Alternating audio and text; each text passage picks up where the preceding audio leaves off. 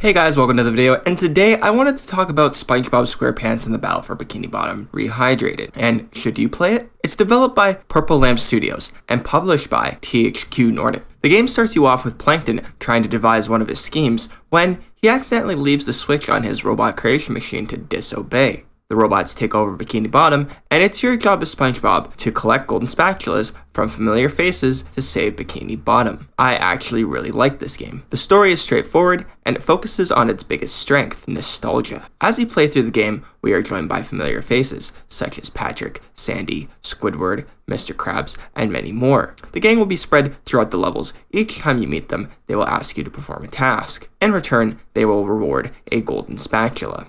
Voice acting is spot on in the game. SpongeBob, do I look burned? Well, you do look a little red. Barnacles!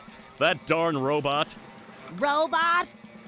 Yeah, a big robot stole everybody's sunscreen. And the jokes and dialogue had me giggling along the way. I also liked the references to the show. Another thing I liked is how the game uses SpongeBob's underwear, which is unusual, as your health, or Patrick's stinky socks as a collectible. I looked everywhere for these socks, and the game does a great job at hiding them. I also really liked revisiting all of the locations that I watched on TV as a kid way back in the day. Seeing Jellyfish Fields, Goo Lagoon, and Rock Bottom in this beautiful HD remastered looked great. Another thing I really liked about this game is its gameplay. I think Battle for Bikini Bottom nails it when it comes to its combat. We start off by playing as SpongeBob with 3 basic abilities. SpongeBob will hit enemies using his jellyfish net. Then we have his slam attack. And lastly, we have his bubble jump. Over the course of the game, we will receive new bubble abilities from Bubble Buddy. You will receive a bubble bowling ability alongside a bubble missile. These abilities all work great, and I really enjoyed using both abilities to solve puzzles near the end of the game. Next, we have Patrick. Patrick has the ability to lift and throw objects, and has a ground pound ability.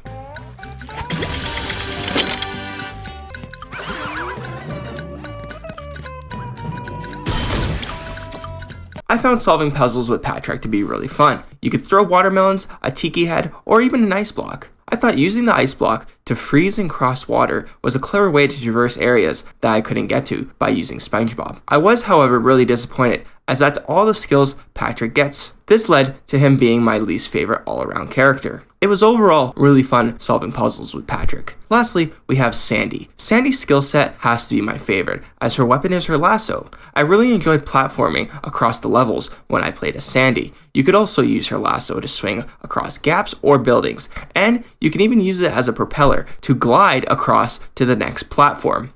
Her combat is fun too. Using her B ability, you can round up the robots, destroying most of them in one blow. SpongeBob had to be my all-around favorite character, as he has added skills. This made for some challenging fun. His bubble bowling ability is so much fun to use. For example, in Mermalair, I remember this one puzzle where I had to use my bowling ball to hit a switch to move platforms so that a marble could traverse safely to its destination. That's just one of the many puzzles or mini games that the game has to offer. I enjoyed going around every location looking for different puzzles or tasks to do. You also had bungee jumping with SpongeBob's underwear, or sliding down mountains or terrain with either using SpongeBob or Sandy. The level design is great in this game too, and I love how it uses characters' different skills. If I couldn't cross a gap, I knew I had to visit the bus stop to swap to Sandy, or if I needed to move a watermelon to hit a button or an ice block to cross water, I knew it was time for Patrick. This kept the levels feeling fun and fresh. I always wanted to explore, and I didn't get bored once during my playthrough.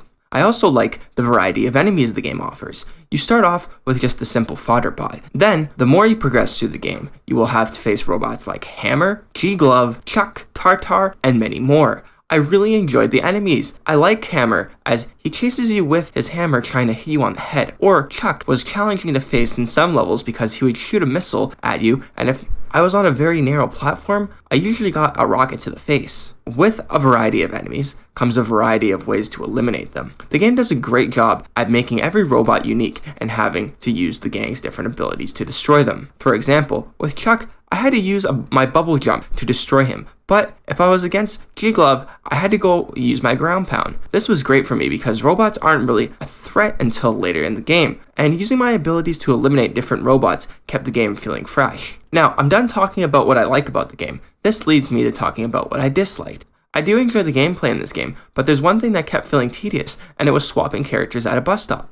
I like the mechanic and what it has to offer, but I found myself in some levels either looking for a bus stop when I wanted to get to an unreachable place, or if I was trying to solve a puzzle, I kept having to backtrack to the bus stop to change characters.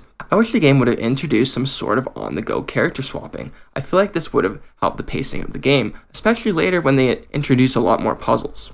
Another thing I didn't like was Patrick gets boring after a while. Sure, it's fun to solve puzzles and platform with him, but it does get old fast, and he doesn't receive any new abilities, so combat kind of gets stale. Then we have the enemies. Although we do have a great variety, the robots in this game are sometimes a little too easy to eliminate. For me, I wish there was a difficulty slider or something. Another thing was, it's not that big of a deal, but Mr. Krabs and Merman's voice sounded really off to me. I'm not sure if it was a different voice actor or if I haven't heard it in a while, but it just seemed really weird. Get Booth, and worse, me money. If you help me get rid of that no-good robot, I'll give you a big reward. The last thing I want to complain about here is I ran into a couple of bugs, like almost being able to exit the map entirely and falling through the map.